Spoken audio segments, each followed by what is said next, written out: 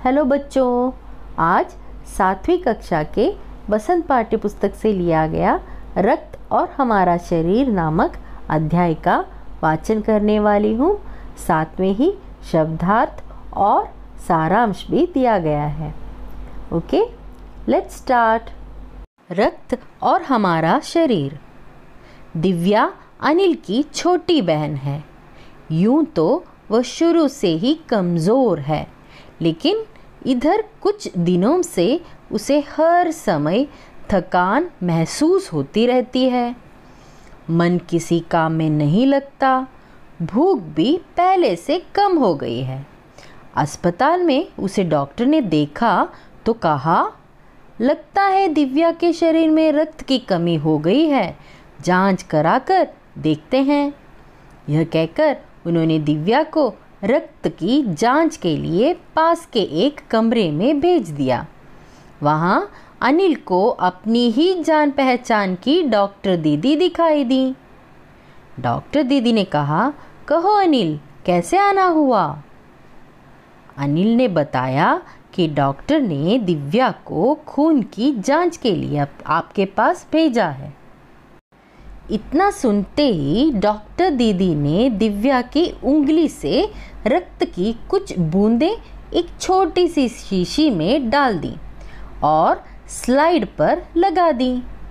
फिर अनिल से बोली, अनिल, तुम कल अस्पताल से रिपोर्ट ले जाना। अगले दिन अस्पताल पहुंचकर अनिल ने डॉक्टर दीदी के कमरे के दरवाजे पर दस्तक दी। भीतर से आवाज़ आई, आ जाओ।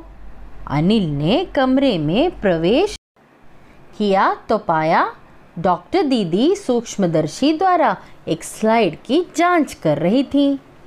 दीदी के इशारे से वह पास रखी एक कुर्सी पर बैठ गया। स्लाइड की जांच पूरी होने पर डॉक्टर दीदी ने साबुन से हाथ धोए और तौलिए से पोंछती हुई बोली, अनिल, दिव्या को एनीमिया है, चिंता की बात नहीं, कुछ दिन दवा लेगी तो ठीक हो जाएगी। अनिल के मन में जिज्ञासा हुई। वो बोला, दीदी एक सवाल पूछूं? हाँ हाँ, क्यों नहीं, डॉक्टर दीदी ने कहा। एनीमिया से आपका क्या मतलब है दीदी? उसने पूछा। यह जानने के लिए तुम्हें रक्त के बारे में जानना होगा, डॉक्टर दीदी ने कहा। फिर बोली, अनिल, देखने में रक्त लाल द्रव के समान दिखता है, किंतु इसे सूक्ष्मदर्शी द्वारा देखें तो यह भानुमति के पिटारे से कम नहीं। मोटे तौर पर इसके दो भाग होते हैं। एक भाग वह जो तरल है, जिसे हम प्लाज्मा कहते हैं। दूसरा वह जिसमें छोटे बड़े कई तरह के कण होते हैं, कुछ लाल, कुछ सफ़ेद और कुछ ऐसे जिनका कोई रंग नहीं, जिन्हें बिंबाणु यानी कि प्लेटलेट कण कहते हैं। ये कण प्लाज्मा में तैरते रहते हैं। इतना कहकर डॉक्टर दीदी ने सूक्ष्मदर्शी के नीचे एक स्लाइड लगाई, उसे फोकस किया और बोली, देखो अनिल, सूक्ष्मदर्शी द्वारा जो कण तुम्हें दिखाई दे रहे हैं, ये हैं लाल रक्त कण। स्लाइड देख मानो आश्चर्य से उछल पड़ा था अनिल। रक्त की एक बूंद में इतने सारे कण, इसकी तो वह कल्पना भी नहीं कर सकता था। वो बोला, इन्हें देखकर तो ऐसा लग रहा है मानो बहुत सी छोटी छोटी बालूशाही रख दी गई हो। हाँ, दीदी बोली, लाल कण बनावट में बालूशाही की तरह ही होते हैं, गोल और दोनों तरफ अवतल यानी बीच में दबे हुए। रक्त की एक बूंद में इनकी संख्या लाखों में होती है। यदि हम 1 मिलीमीटर रक्त लें तो उसमें हमें 40 से 55 लाख कण मिलेंगे। इनके कारण ही हमें रक्त लाल रंग का नजर आता है। ये कण शरीर के लिए दिन रात काम करते हैं।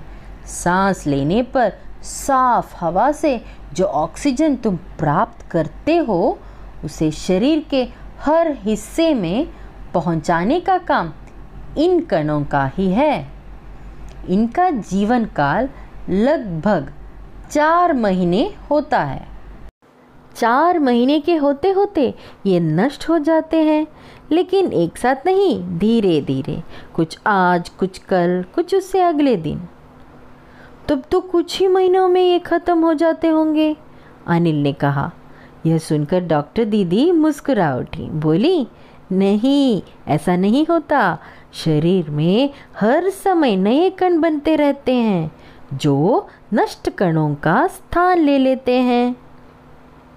हड्डियों के बीच के भाग मज्जा में ऐसे बहुत से कारखाने होते हैं जो रक्त कणों के निर्माण कार्य में लगे रहते हैं। इनके लिए इन कारखानों को प्रोटीन, लौह तत्व और विटामिन रूपी कच्चे माल की ज़रूरत होती है। यह पौष्टिक आहार लेते हो, हरी सब्जी, फल, दूध, अंडा और गोश्त में ये तत्व उपयुक्त मात्रा में होते हैं। यदि कोई व्यक्ति उचित आहार ग्रहण नहीं करता तो इन कारखानों को आवश्यकता अनुसार कच्चा माल नहीं मिल पाता। नतीजा यह होता है कि रक्त कण बन नहीं पाते, रक्त में इनकी कमी हो जाती है। लाल कणों की इसी कमी को एनीमिया कहते हैं। तो क्या संतुलित आहार लेने मात्र से हम एनीमिया से बचे रह सकते हैं? अनिल ने सवाल किया। दीदी बोली, हाँ, यह कहना काफ़ी हद तक सही होगा। यूँ तो एनीमिया बहुत से कारणों से हो सकता है, किंतु हमारे देश में इसका सबसे बड़ा कारण पौष्टिक आहार की कमी है। इसके अलावा इस रोग का एक और बड़ा कारण है पेट में कीड़ों का हो जाना। ये कीड़े प्रायः दूषित जल और खाद्य पदार्थों द्वारा हमारे शरीर में प्रवेश करते हैं। अतः इनसे बचने के लिए यह आवश्यक है कि हम पूरी सफाई से बनाए गए खाद्य पदार्थ ही ग्रहण करें। भोजन करने से पूर्व अच्छी तरह से हाथ धो लें और साफ पानी ही पिए। और हाँ अनिल, एक किस्म के कीड़े भी हैं जिनके अंडे ज़मीन के ऊपरी सतह में पाए जाते हैं। इन अंडों से उत्पन्न हुए लार्वे त्वचा के रास्ते शरीर में प्रवेश कर आंतों में अपना घर बना लेते हैं। इनसे बचने का सहज उपाय है कि शौच के लिए हम शौचालय का ही प्रयोग करें और इधर उधर नंगे पैर न घूमें। दीदी, यह तो बहुत ही महत्वपूर्ण बात बताई आपने, अनिल बोला। वह पल भर सोच में डूबा रहा, फिर बोला, आपने बताया था कि रक्त में सफ़ेद कण और बिंबाणु यानी कि प्लेटलेट कण भी होते हैं। शरीर में उनका क्या काम? दीदी बोली, सफ़ेद कण वास्तव में हमारे शरीर के वीर सिपाही हैं। जब रोगाणु शरीर पर धावा बोलने की कोशिश करते हैं तो सफ़ेद कण उनसे डटकर मुकाबला करते हैं और जहाँ तक संभव हो पाता है रोगाणुओं को भीतर घर नहीं करने देते। बस संक्षेप में यूँ मान लो कि वे बहुत से रोगों से हमारी रक्षा करते हैं। और बिंबाणुओं का काम है चोट लगने पर रक्त जमाव क्रिया में मदद करना। रक्त के तरल भाग प्लाज्मा में एक विशेष किस्म की प्रोटीन होती है जो रक्तवाहिका की कटी फटी दीवार में मकड़ी के जाले के समान एक जाला बुन देती है।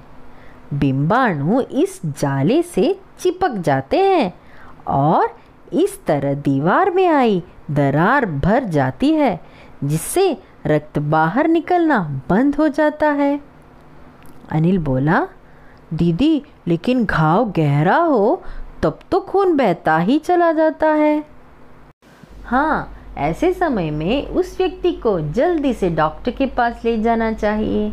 ज़रूरत समझने पर ऐसी स्थिति से निपटने के लिए कुछ टाँके भी लगाने पड़ सकते हैं। किंतु डॉक्टर के पास पहुंचने तक के समय में चोट के स्थान पर कसकर एक साफ कपड़ा बांध देना चाहिए। दबाव पड़ने से रक्त का बहना कम हो जाता है, जो उस व्यक्ति के लिए काफ़ी लाभप्रद सिद्ध हो सकता है। किंतु अगर बहुत अधिक रक्त बह जाए तो उसे रक्त चढ़ाने की ज़रूरत भी पड़ सकती है, दीदी ने समझाते हुए कहा। अनिल ने कहा, क्या ऐसे समय में किसी भी व्यक्ति का खून काम आ सकता है? दीदी बोली, अनिल, हर किसी का रक्त एक सा नहीं होता। कुछ विशेष गुणों के आधार पर रक्त को 4 मुख्य वर्गों में बांट दिया गया है। ज़रूरतमंद व्यक्ति के रक्त समूह की जांच करने के बाद उसे उसी रक्त समूह का रक्त चढ़ाया जाता है। लेकिन ज़रूरत के समय यदि उस रक्त समूह का कोई व्यक्ति मिले ही नहीं, तब? अनिल ने पूछा। ऐसी आपात स्थिति के लिए ही ब्लड बैंक बनाए गए हैं। प्रायः हर बड़े अस्पताल में इस तरह के बैंक होते हैं, जहां सभी प्रकार के रक्त समूहों का रक्त तैयार रखा जाता है। किंतु इन ब्लड बैंकों में रक्त का भंडार सुरक्षित रहे, इसके लिए यह आवश्यक है कि हम समय समय पर रक्तदान करते रहें, दीदी ने कहा। क्या मैं भी रक्तदान कर सकता हूँ? अनिल ने पूछा। नहीं, अभी तुम छोटे हो। 18 वर्ष से अधिक उम्र के स्वस्थ व्यक्ति ही रक्तदान कर सकते हैं। एक समय में उनसे लगभग 300 मिलीलीटर रक्त ही लिया जाता है। प्रायः यह समझा जाता है कि रक्तदान करने से कमज़ोरी हो जाएगी, किंतु यह विचार बिल्कुल निराधार है। हमारा शरीर इतना रक्त तो कुछ ही दिनों में बना लेता है। वैसे भी शरीर में लगभग 5 लीटर खून होता है।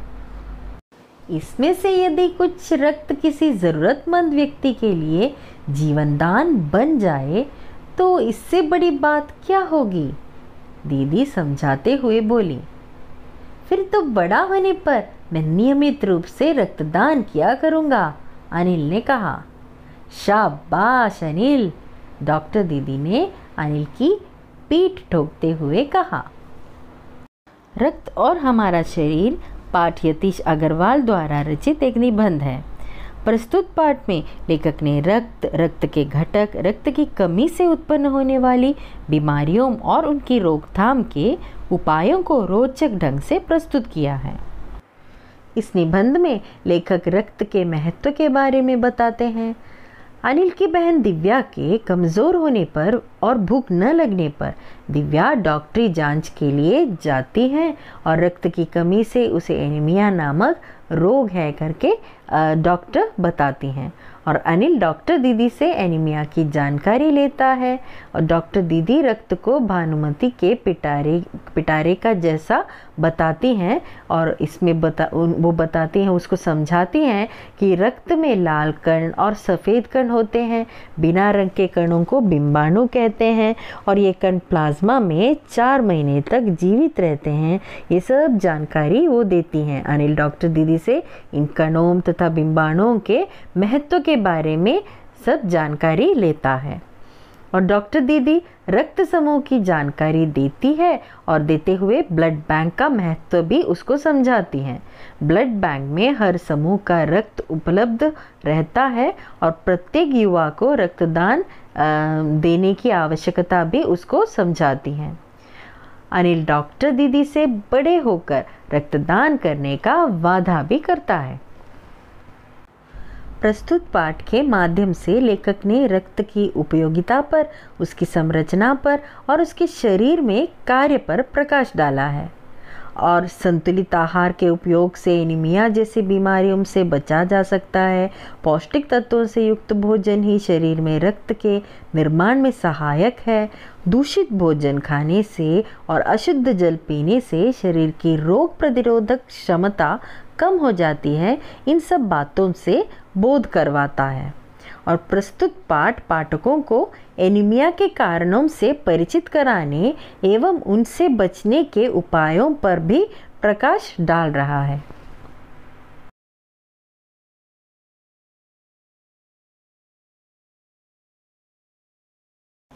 अगर ये वीडियो आपको अच्छा लगा तो ज़रूर सब्सक्राइब कीजिए, शेयर कीजिए और बेल आइकन दबाइएगा।